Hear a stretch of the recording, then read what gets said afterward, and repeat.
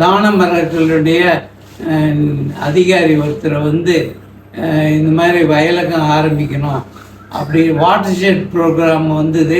அது அந்த வாட்டர் ஷெட்டை தான் ஃபவுண்டேஷன் வந்து எங்களுடைய வாட்டர் ஷெட்டை அவங்க பண்ண முடியாத ஒரு சூழல் வரும்போது வயலகம் ஆரம்பிக்கணும்னு சொன்னாங்க. அப்போ சந்தோஷமாக 2000 நான் வயலகத்தில் சேர்ந்தேன்.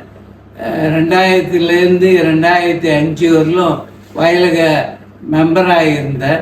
அதுக்கப்புறம் வந்து கீழக்கம் நீர்வழி பகுதி சங்கத்தினுடைய தலைவராகவும் அச்சாரப்பாக்கம் வட்டாரத்தில் ஈசி மெம்பராகவும் என்னுடைய தகுதியை வளர்த்து கொண்டேன். அதுக்கப்புறம் வந்து 2011 ஈசி மெம்பராக அங்கே தலைமையகத்தில் வயலக இயக்கத்தில் வந்தேன். அதுக்கப்புறம் செயலாளராக 6 வருஷம் இருந்தேன். அதுக்கப்புறம் இப்போது 6 வருஷமாக வந்து ஆலோசகராக வயலக இயக்கத்தில் இருக்கேன். அப்போல்லாம் வந்து விவசாயம்னா ஃபெர்டிலைசர் போட்டு தான் விவசாயம் பண்ணக்கூடிய ஒரு காலம். பசுமை புரட்சின்னு சொல்லி எல்லாரும் சொல்லி இப்போ அந்த புரட்சிக்கு வித்துடுற மாதிரி உரத்தை போட்டு உரம் அதிகமாக போட போட விளைச்சல் அதிகமாக வந்துக்கிட்டே இருந்து ஒரு ஸ்டேஜ் அந்த உரத்தினால மண் மல்லடாக போனதுனால yield all of a sudden குறைஞ்சி போச்சு. அதுக்கப்புறம் பயிரே வரல.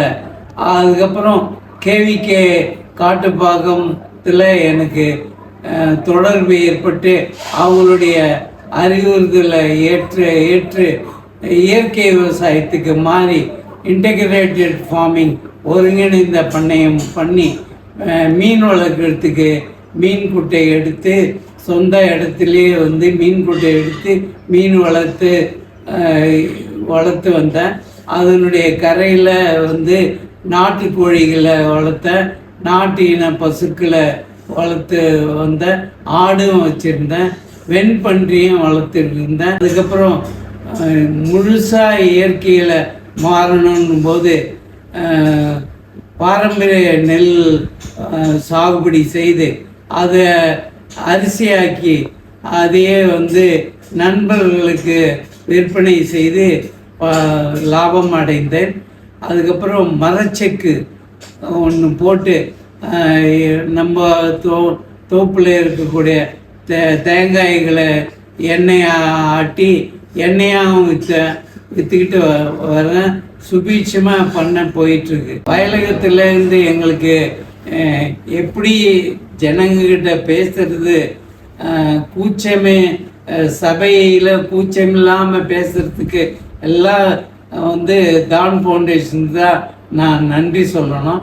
அந்த அளவுக்கு அவங்க எனக்கு பயிற்சி வச்சு இருக்காங்க. அதோடு கூட விசிட்டிங் கார்டு தான் ஃபவுண்டேஷன் போட்ட என்னுடைய விசிட்டிங் கார்டு கலெக்டருக்கு கொடுத்தா உடனே கூப்பிடுவார்.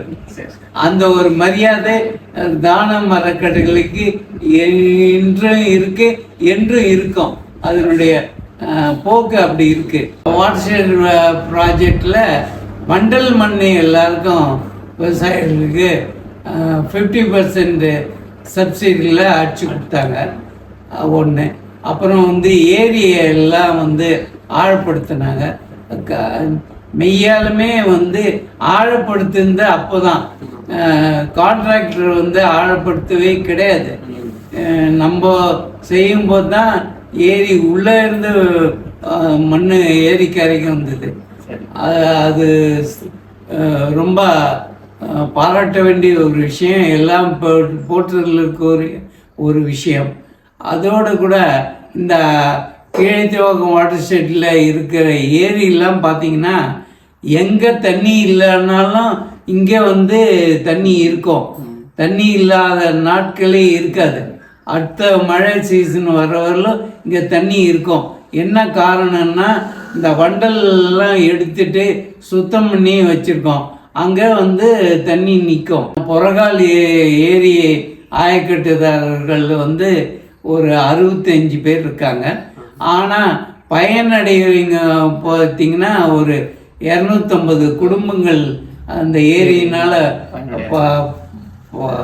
பயனடைகிறாங்க. அச்சரப்பாக்கம் வட்டார வயலகத்தை எப்படியாவது மேம்படுத்த வேண்டும்னு என்னுடைய ஆசையை பூர்த்தி செய்யக்கூடிய அளவிற்கு நிர்வாகிகள் இப்போது வந்திருக்காங்க.